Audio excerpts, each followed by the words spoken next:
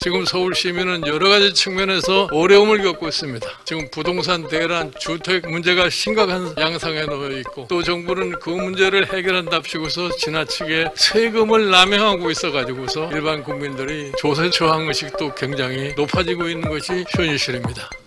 저는 이번 4월 7일 서울시장 보궐선거가 우리 당의 앞으로의 진로에 결정적인 영향을 미칠 거라는 것을 미리 말씀을 드립니다.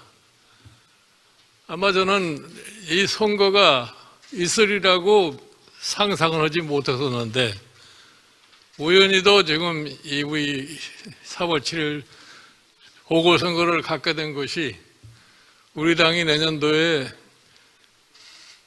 대권 경선에서 선거에서 다시 정권을 재창출할 수 있는 가장 중요한 계기를 마련할 수 있는 선거가 이번 4월 7일 서울시장 보궐선거라고 생각합니다.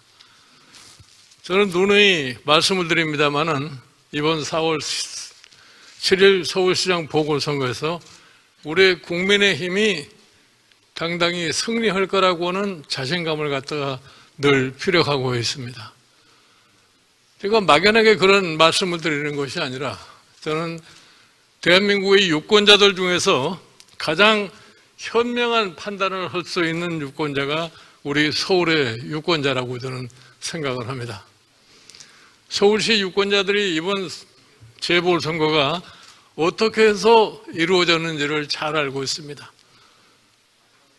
전직 박원순 시장이라는 분이 성추행 사건으로 인해 가지고서 이번 선거를 맞이하게 되는데, 이것이 서울 시민들에게 정서에 어떠한 영향을 미쳤다는 것을 저는 잘 알고 있습니다. 이에 대한 소위 집권 세력이 막중한 책임이 있음에도 불구하고 그 책임에 대한 느낌이 없이 후보를 내고서 선거를 하겠다고 임하는 자체가 과연 서울시의 유권자들에게 어떻게 정서적으로 반영될 것인가 하는 것을 생각하게 됩니다. 그 다음에 이번 서울시장 보궐선거에서 가장 중요한 요체가 뭐냐면은, 지난 4년 동안에 문재인 정부가 이 나라를 이끌어가는 동안에 어떠한 모습을 보여줬느냐가 무엇보다 중요하다고 생각을 합니다. 그래서 이번 4월 7일 보궐선거는 반드시 이 정권에 대한 심판의 역할을 하는 선거가 되라고 생각합니다. 그러면 최근에 여론조사에서도 보시다시피 이 정권이 지난 4년 동안에 남긴 게 아무것도 없습니다. 최근에 국제정세의 변화나 여러 가지로 생각해 볼 적에 과연 이 정권이 이 나라를 감당할 수 있을 것인가 하는 것에 대한 회의를 아마 서울 시민들이 많이 하고 있으리라고 생각합니다. 그래서 저는 우리 지금 8명의 후보들께서 지금 경선에 참여하고 계시는데, 누가 거기에서 최종의 후보자로 나서든지 간에 제가 보기에 이번 선거를 우리의 승리로 가져올 수 있다고는 확신을 가지고 있습니다. 지금 서울 시민은 여러 가지 측면에서 어려움을 겪고 있습니다. 제가 늘 얘기를 안 해도 잘 아시겠습니다만은, 지금 부동산 대란, 주택 문제가 심각한 양상에 놓여 있고, 또 정부는 그 문제를 해결한답시고서 지나치게 세금을 남용하고 있어가지고서 일반 국민들이 조세에 대한 저항 의식도 굉장히 높아지고 있는 것이 현실입니다. 최근에 와서 우리 코로나 바이러스 사태를 극복한다고 이런저런 얘기를 많이 하고 있습니다만은, 과연 이 코로나 사태가 제대로 수습이 된다고 생각하는 사람은 아마 없으리라고 생각합니다.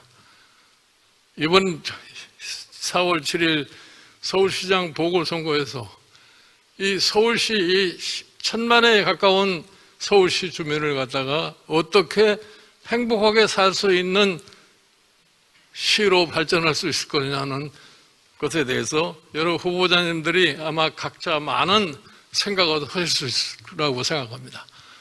여러 후보자님들이 가지고 있는 서울시에 대한 비전을 유감없이 발휘시켜가지고서 이 경선이 참 아름다운 경선으로서 맞이하게 되고 이 경선이 끝났을 적에 모두가 다 같이 같은 힘이 되어 가지고서 4월 7일 총선에서 우리가 반드시 승리할 수 있도록 당이 아주 일치된 모습을 보여주기로 갖다가 간절히 바랍니다. 아무쪼록 후보자 여러분들께서 자기가 가지고 있는 역량을 최대한도로 바르셔 가지고서 최종의 승리를 갖다가 맞이하시기를 갖다가 당부를 드립니다. 감사합니다.